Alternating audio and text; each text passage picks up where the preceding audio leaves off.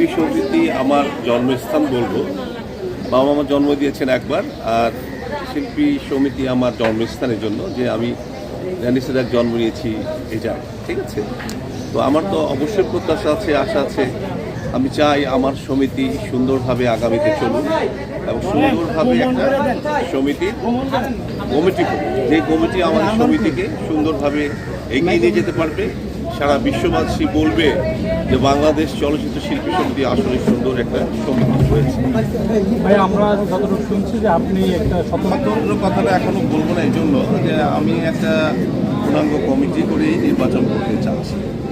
তো সেটা সময় আসলেই আপনারা দেখতে পাবেন এবং সেভাবে আমি এগোচ্ছি। ভাই আপনি তো সভাপতি পদে আছেন, কিন্তু আপনার সেক্রেটারি কে থাকবে একটু যদি এই চমকটাই আমি দিব। দুইটা প্যানেল অলরেডি আমরা জানি যে ঘোষণা হয়ে গেছে, বলতে পারেন নির্বাচনের খেলার কিন্তু শেষ, তাই না? এখন সময় এলে তো আপনারা দেখতে পাবেন আসলে কি হচ্ছে। তো সেই জিনিসটা একটু চমক থাক। বিগত দিনেও দেখছি যে আপনি স্বতন্ত্র আসলে না, আমি বিগত দিনে কিন্তু কমিটি করে গেছি। তাহলে ভাই আমরা কি এবার বলতে পারি যে আপনি একটা পূর্ণাঙ্গ প্যানেল নিয়ে আসছেন? আশা করছি। আমরা তো 2022 সালে নির্বাচন, মানে আসলে আমরা সবাই শিল্পী, আমরা কাউকে দোষারোপ করা উচিত না আমি মনে করি। আর আমাদের মধ্যে যদি কোনো বিভেদ থাকে সেটা আমরা নিজেরা মিটপাট করে নেওয়া উচিত। আমরা এইভাবে যদি বিভিন্নভাবে একজনকে দোষারোপ করি, কাদা ছিটাছিটি করি, এটা আসলে ভালো না আমি মনে করি। যে সবাই আমরা শিল্পী ভাই বোন, সবাই কিন্তু আমাদের সবার মধ্যে সবার ভালোবাসা থাকা উচিত। ঝগড়াঝাটি হতেই পারে, সেটা অন্দরমহলে থেকে শেষ হওয়া উচিত আমি মনে করি। আগামী 2 বছরে যারা আমি একটা কথা বলবো যে আমাদের শিল্পী ভাইদেরকে কেউ যেন আমরা কোনো মিথ্যা আশ্বাস না দিই, কারণ আমরা সবাই কিন্তু শিল্পী, আমাদের মনটা নরম, অনেক কোমল। আমরা সবাই শিল্পী ভাইদেরকে বিশ্বাস করি, ভালোবাসি এবং তাদেরকে কিন্তু আসলে মিথ্যা আশ্বাস দেওয়া উচিত না। তাদেরকে যা আমরা করব সেটাই বলা উচিত এবং নির্বাচনের আগে যেটা করবো নির্বাচনের পরে আমাদের সেটা করা উচিত আমি মনে করি। এবং সেভাবেই তাদেরকে বুকে জড়িয়ে দেওয়া উচিত। নির্বাচন এলেই বুকে জড়িয়ে ধরবো, নির্বাচন চলে যাবে আর কথাও বলবো না, সালামও নিব না, তা তো হয়। আমরা শিল্পী ভাইকে সবসময় কিন্তু সম্মান দিতে হবে, ভালোবাসতে হবে। আমি হিরো হয়েছি বলে আমি আমার জুনিয়র শিল্পীদের সাথে কথা বলবো না তা নয়। আমি মনে করি আমার যে অধিকার, আমার সেই জুনিয়র শিল্পী ভাইদেরও সম অধিকার আছে এবং সবাই কিন্তু সে একই রকম অধিকার রাখেন এবং আমরা প্রত্যেকটা সংগঠনিক গঠনতন্ত্র থাকে এবং আমরা কিন্তু সেই গঠনতন্ত্রকে সম্মান করব এবং শিল্পী ভাইদেরকে সবসময় উপরে রাখার চেষ্টা করব, যাতে আমার শিল্পী সমিতির প্রত্যেকটা মেম্বার সদস্য ভাইরা যেন জাতির কাছে, দেশের কাছে, সমাজের কাছে অনেক বড় থাকে, ভালো থাকে।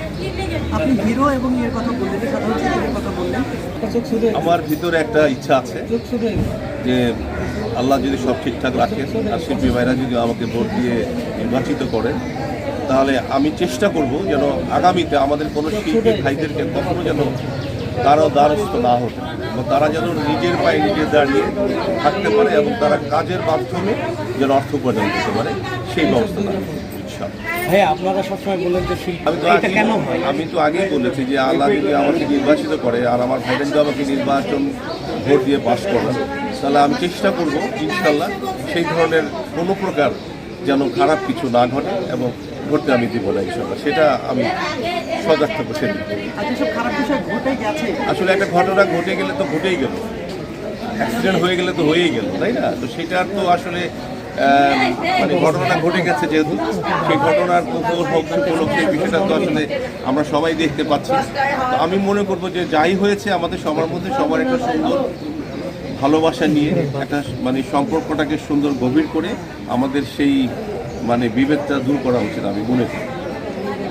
ভাই আর একটা ব্যাপার হচ্ছে যে আপনার শিল্পী সমিতির সদস্য আমাদের পেশা কিন্তু অভিনয় বা চলচ্চিত্রে কাজ করে। আর চলচ্চিত্রের অবস্থানটা কি দেশবাসী জানে, সারা বিশ্ববাসী জানে, আপনারাও জানেন।